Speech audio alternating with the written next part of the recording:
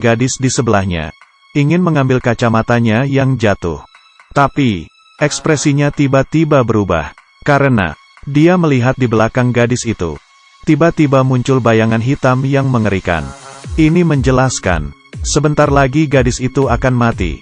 Dia membalikkan kepala lagi. Dia baru menyadari, semua penumpang di pesawat, di belakang pramugari, semuanya muncul bayangan hitam.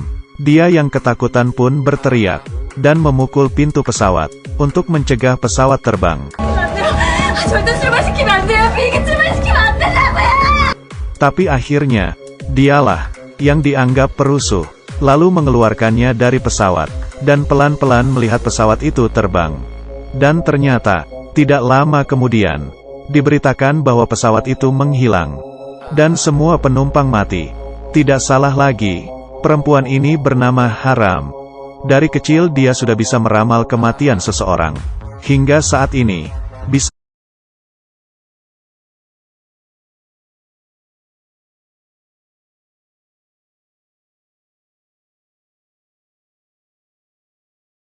melihat kejadian kematian itu. Tetapi kemampuan melihatnya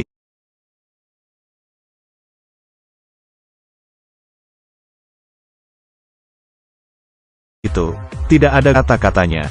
Bahkan malah dia yang disangka sebagai orang aneh. Sangat cepat, Haram ditangkap dan dibawa ke kantor polisi. Polisi mencurigai dia ada hubungannya dengan hilangnya pesawat. Tanpa pilihan apapun, Haram hanya bisa mengatakan kemampuannya. Tetapi polisi sama sekali tidak percaya. Di saat itu, seorang wanita berlari datang, dan tidak hati-hati menabrak Haram. Di saat itu, Haram melihat, tidak lama kemudian, perempuan itu akan dikurung di dalam kulkas. Tetapi, polisi mengira dia sedang mengatakan omong kosong. Hal ini dilihat oleh polisi yang bernama Mogang. Dia tidak sama dengan yang lain. Kemampuannya si Haram, menurutnya itu sangat menarik. Keesokannya, penyebab pesawat hilang itu telah ditemukan, yaitu karena adanya kerusakan pada pesawat. Haram pun akhirnya dilepas. Perjalanan pulang ke rumah, seorang pria sedang berdiri di atas jembatan. Haram pun mengatakan, orang itu akan segera mati. Tapi Mogang tahu, orang ini selalu datang dan pergi di jembatan ini. Sudah ribut selama 2 tahun. Tiap kali hanya menakut-nakuti saja. Dia mengatakan pria itu tidak akan lompat. Tapi dia salah. Kali ini, pria itu beneran lompat ke bawah. Mogang pun akhirnya percaya dengan perkataan Haram. Dia memutuskan untuk menemui Haram. Menggunakan kemampuan melihatnya, mengubah nasib manusia. Dia pun dijadikan sebagai makhluk aneh penghalang kematian. Bisa melihat kejadian sebelum mati seseorang. Di dalam restoran, Haram mencegat mantannya, selama 3 menit baru pergi. Tapi malah diperlakukan seperti belit oleh mantannya. 너만 보면 재수 없어. Dan ternyata, baru keluar. Iya benar, dari awal tidak ada yang percaya dengan kata-katanya. Tapi akhirnya, Mogang percaya. Jadi, Haram memutuskan, menggunakan kemampuan khususnya untuk menolong orang. Dia melepaskan kacamata, memotong poni, berjalan di jalan untuk mencari target. Dengan cepat, dia sudah melihat seorang wanita yang akan mati. Tetapi wanita ini mati karena penyakit. Jadi dia tidak bisa menolong. Selanjutnya, dia melihat lagi seorang pria, akan disandera di dalam mal, dan terkena tembakan. Dia dengan cepat mengikutinya, memperingati si pria, jangan pergi ke mal, kalau tidak akan terjadi hal yang buruk. Tetapi pria itu tidak percaya. Haram hanya bisa memikirkan cara lain. Dia mengeluarkan 100.000. Ingin pria itu untuk tunggu di dalam kafe. Jangan kemana-mana, tapi pria itu malah tidak mau.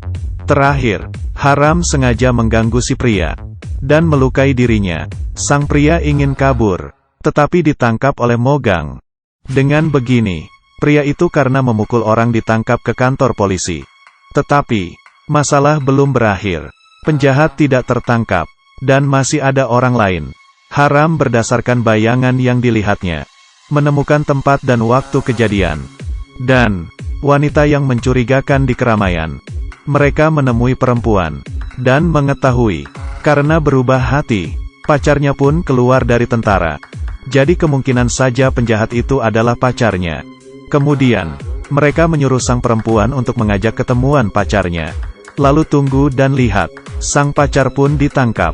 Setelah keluar dari kantor polisi, hati Haram bingung. Yang aneh adalah, orang yang ditangkap jam tangannya di sebelah kiri. Tetapi penjahat yang dilihatnya, memakai jam tangan di kanan. Hal ini, masih saja belum selesai. Setelah Haram pergi, telepon di kantor polisi berbunyi. Itu adalah HP pria yang di dalam kafe.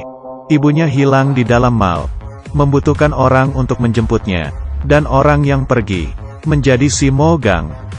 Di rumah sakit, seorang dokter datang ke ruang mayat. Dia menemukan mayat seorang pria. Tetapi di saat dia ingin melakukan sesuatu, mayat itu tiba-tiba hidup. Dan yang hidup itu ternyata si Mo Gang. Sebelumnya, Mo Gang menggantikan si pria kafe ini. Pergi ke mal untuk menjemput ibunya.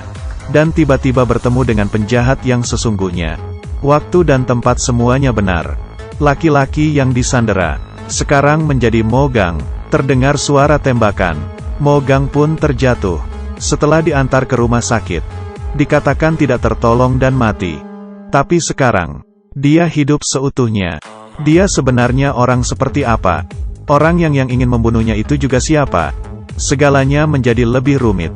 Yang anehnya adalah, setelah Mo Gang siuman, dia seperti menjadi orang lain. Dia yang dulu, seorang polisi yang amatir, melihat tempat kejadian, bisa langsung muntah. Terhadap seniornya juga lebih dari sekadar janji. Tapi sekarang, tidak hanya sifatnya yang berubah, tetapi juga berani bertindak kepada seniornya. Yang lebih aneh adalah, di jalan, Mo Gang berjalan masuk ke dalam lemari tua. Tapi sedetik kemudian, tiba-tiba muncul di toilet kantor polisi, yang awalnya mencoba baju di sebuah toko. Sedetik kemudian, sudah muncul di toilet perempuan.